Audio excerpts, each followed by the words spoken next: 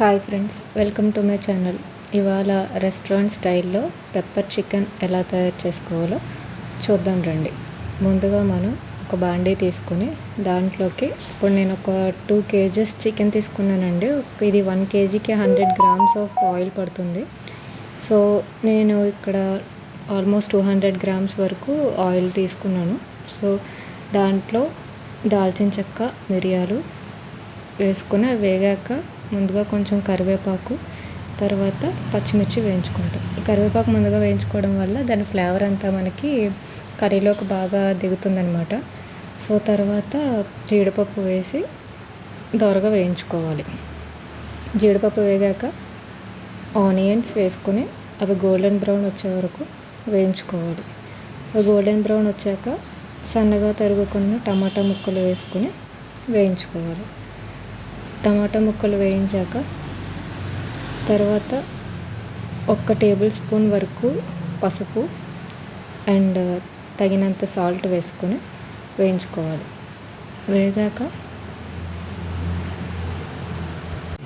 ఇవి ఎంత బాగా వేగితే మీకు అంత టేస్ట్ వస్తుందండి. సో మీరు కొంచెం ఇది టైం ఎక్కువ పడుతుంది. అది వేయించుకున్నాక మీకు వెల్లుల్లి పేస్ట్ ఒక 2 టేబుల్ స్పూన్ వరకు పడుతుంది. తర్వాత అది బాగా కొంచెం పచ్చివాసన పోయేంత వరకు వేయించుకోవాలి. వేయించుకున్నాక మనం ముందుగా కడిగి పెట్టుకున్న చికెన్ ముక్కలు దీంట్లో వేసుకొని బాగా మగ్గే వరకు కొంచెం వేయించుకోవాలి. సో అంటే కంప్లీట్గా కాదు, ఒక 60 to 70% వరకు కుక్ అయ్యేంత వరకు వేసుకోవాలి. తర్వాత దాంట్లో 3 table spoons of soya sauce వేసుకోవాలి. సో అంటే నాకు 2 kgs కాబట్టి నేను 3 to 4 టేబుల్ స్పూన్ వరకు వేసుకున్నాను. సో మీరు కూడా దాన్ని బట్టి మీకు ఎంత రిక్వైర్మెంట్ ఉందో దాన్ని బట్టి చూసుకొని వేసుకోండి.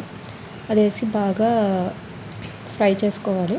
ఫ్రై చేసుకున్న తర్వాత మిరియాల పొడి 1 kgకి 6 టేబుల్ స్పూన్స్ వరకు సరిపోతుంది. సో అంత మిరియాల పొడి వేసుకొని సో బాగా వేయించుకోవాలి.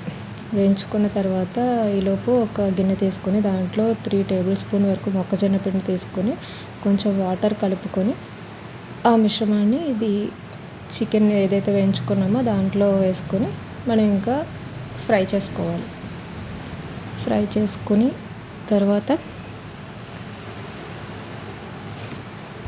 సో కూర దగ్గర పడే వరకు బాగా వేయించుకుంటాము. వేయించుకున్న తర్వాత లాస్ట్లో మనం కొంచెం కరివేపాకు మళ్ళీ వేసుకొని సర్వ్ చేసుకుంటాం. అంతే, నోరూరించే restaurant style pepper chicken ready అండి. సో ఇది చాలా టేస్టీగా ఉంటుంది మీకు. సో ఇంకా మీరు ఈ స్టేజ్లోనే మీకు ఇంకా ఘాటు కావాలనుకుంటే ఇంకొంచెం మిరియాల పొడి వేసుకోండి. మేము మరీ అంత స్పైసీగా తినాం, సో అందుకే మాకు 6 టేబుల్ స్పూన్స్ సరిపోయింది. సో ఈ స్టేజ్లో కొంచెం ఉప్పు అది మీరు చూసుకొని సో మీకు ఇంకా పడుతుంది అనుకుంటే దాన్ని బట్టి మీరు వేసుకొని సర్వ్ చేసేసుకోవచ్చు. అంతేనండి, నోరూరించే పెప్పర్ చికెన్ రెడీ అయిపోయింది. మీకు నచ్చినట్లయితే మా ఛానల్ను సబ్స్క్రైబ్ చేసుకోండి, వీడియోని లైక్ చేసి కామెంట్ చేయండి.